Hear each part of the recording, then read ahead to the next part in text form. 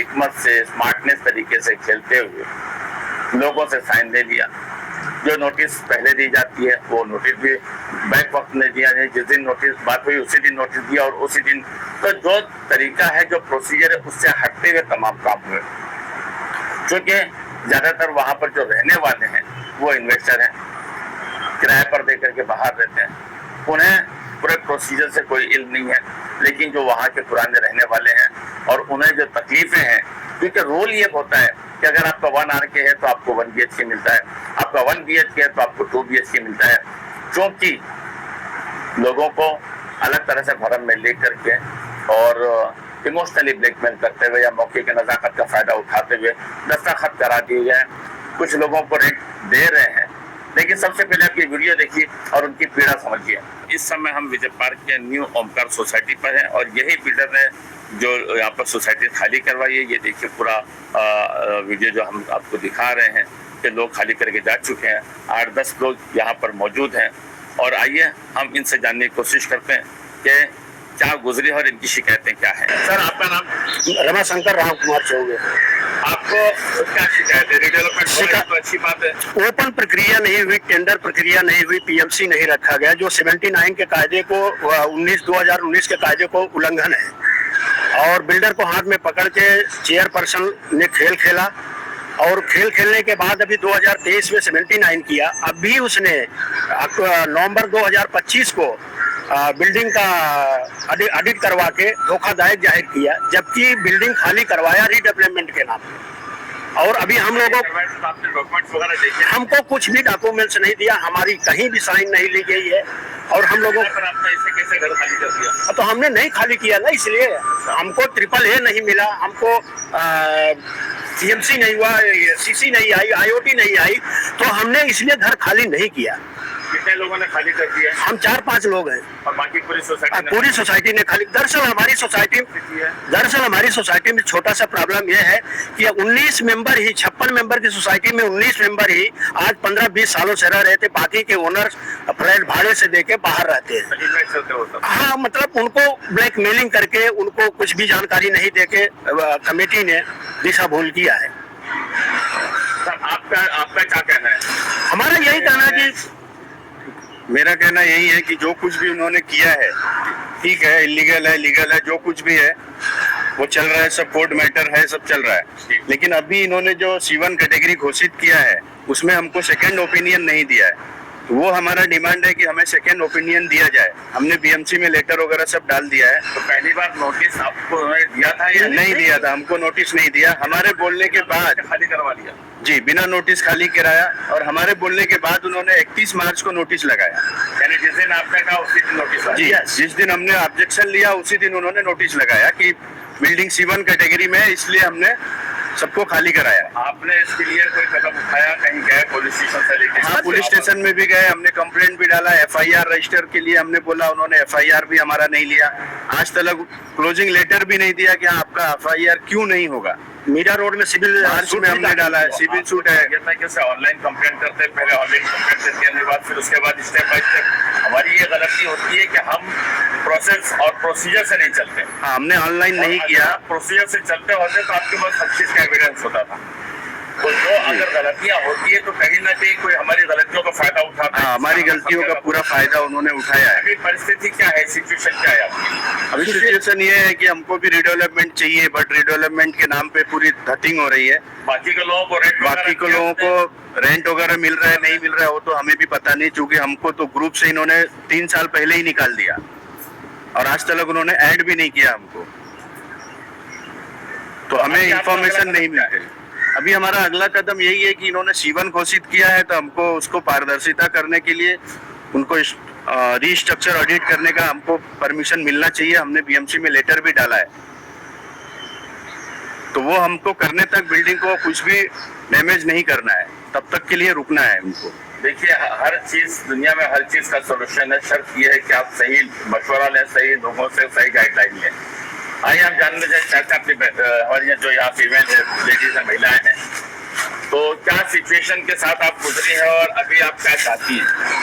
Sir, हमें कहा गया कि 2 BH का घर मिलेगा, पार्किंग मिलेगी हमारी जगह आप देख सकते हैं कितने सारी सोसाइटी में जगह है, लेकिन जब डीए के लिए बुलाया गया वो जबकि उन्होंने दिया भी नहीं। हम डायरेक्ट बिल्डर के किसी आदमी के पास गए थे, वकील है वो शायद, तो उन्होंने कहा कि आपको 1 BH को 1 BH मिलेगा, तो हमने साइन नहीं किया। तो अभी अगला कदम आप लोग कितने लोग हो एक साथ में, और इतने लोगों के साथ में आपको लगता है कि आपके साथ न्याय हो पाएगा? सर, महाभारत के टाइम में पांडव सिर्फ 5 थे और कौरव 100, तो सत्य की जीत होती है सर, चाहे आप एक भी खड़े हैं। मैं धर्म को मानती हूँ और उनको पूजती हूँ और उसके लिए खड़ी हूँ, इससे ज्यादा क्या बोलूं सर। ये जैसे कि अब हमें जानकारी मिली है कि आपका 2 BHK था और आपको 1 BHK में साइन कराई गई, क्या ये बात सही है? हाँ, 2 BH ही बोले थे, 1 BH का था, बोले थे 2 BH मिलेगा। तो आपकी साइन है 1 BHK में कैसे कर, आपने देख के साइन नहीं किया आपने? नहीं, देखे नहीं थे। तो फिर क्या मतलब असल में क्या सिचुएशन थी, वो कोई दबाव था, क्या था, या आपसे धोखे में साइन लिया गया? नहीं, दबाव नहीं किया था, वही बोला था कि 2 BH का मिलेगा। 2 BHK मिला, 2 BHK बोल के उन्होंने साइन दिया आपसे। लास्ट में यही कहना है कि हमारा स्ट्रक्चर ऑडिट हो जाए, वो चीज हमें मान्य होगी उसकी रिपोर्ट आ जाए, उसकी रिपोर्ट आने के बाद, तो ये चीज हाँ उसके ऊपर निर्भर रहेगा। आप दोबारा बोलिए। अभी हमारा स्ट्रक्चर का रिपोर्ट आ जाए, स्ट्रक्चर ऑडिट हो जाए, ये हमारी मांग है, और तब तक के लिए हमारी बिल्डिंग को छुआ ना जाए, छेड़ा ना जाए, तोड़ा ना जाए। जबकि बिल्डर बार बार धमकी दे रहा है, सोसाइटी के चेयरपर्सन बार बार धमकी दे रहे हैं कि खाली करो नहीं तो तुमको दमी जोत कर दिया जाएगा, मार दिया जाएगा, ऐसा धमकियां रोज मिल रही हैं। आपने तमाम वीडियो देखा, उनके सिचुएशन सुने, उनके हालात सुने, उसी मसले को मुकम्मल तरीके से समझने के लिए इस वक्त हमारे मेहमान हमारे साथ जो मौजूद हैं, उनका नाम है शिव प्रसाद कनौजिया।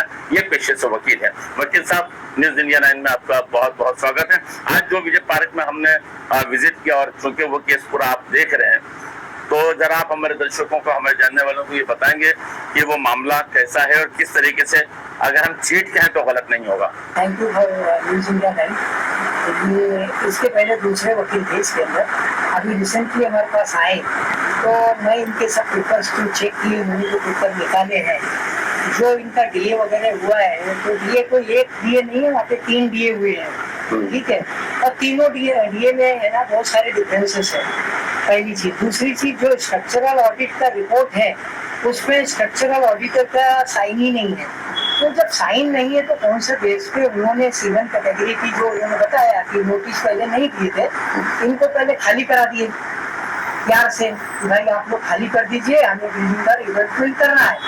तो बहुत सारे लोगों ने खाली कर दिए, कुछ 7-8 लोगों ने खाली नहीं किया है, और ये लड़ाई लड़ रहे हैं कि इसमें कुछ तो गोलमाल है, ठीक है। तो जो मैंने पेपर देखे हैं उस पेपर के हिसाब से तो वहाँ पे स्ट्रक्चरल ऑडिटर के रिपोर्ट पे साइन होने चाहिए थे कि भाई हाँ इस बेस पे इसको C1 कैटेगरी में डिक्लेयर किया जा सकता है, तो ऐसा कुछ है नहीं।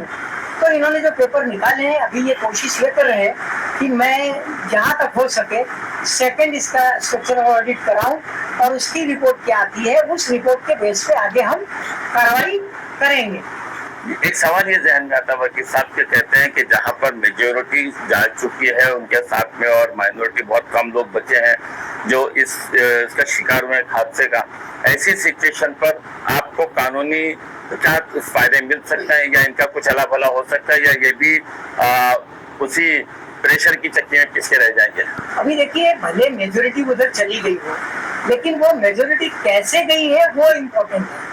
यानी उन्होंने मतलब चीट करके साइन ले लिए हैं, या कैसे साइन ले लिए, या ये अपनी मर्जी से लोग साइन किए हैं। फॉर एग्जाम्पल समझो, अगर इन्होंने फ्रॉडुलेंटली उनके सिग्नेचर लिए हैं, जैसे अभी आपने कहा कि भाई उनको बोला गया कि हम 1 RK का जो रूम है उसको हम 1 BHK का देंगे, और 1 BHK वाले को तो 2 BHK देंगे।